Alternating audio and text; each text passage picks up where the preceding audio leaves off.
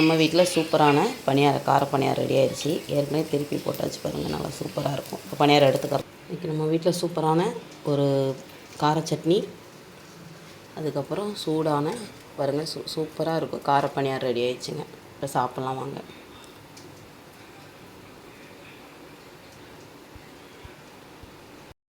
ரெண்டாவது பணியாரம் ஊற்றியாச்சு பாருங்கள், சூப்பராக வரும். இங்கே பாருங்கள்,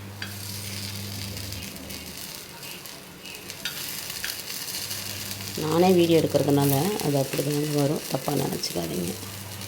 பணியாரம் சூப்பராக இருக்கும் இந்த பணியாரம். ஆனால் நீங்கள் வந்து இது நான்ஸ்டிக் தான்.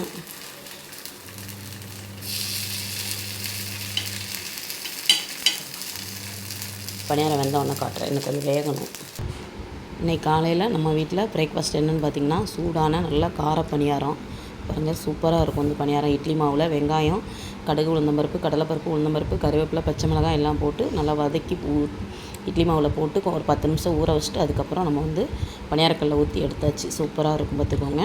இதுக்கு பருப்பு, கடலைப்பருப்பு, உளுந்தம்பருப்பு, வெங்காயம், தக்காளி, வரமிளகாய் எல்லாம் போட்டு பூண்டு, கருவேப்பிலை எல்லாம் போட்டு வதக்கி நல்லா ஆற வச்சு அரைச்ச சட்னி சூப்பராக ரெடி ஆயிடுச்சுங்க.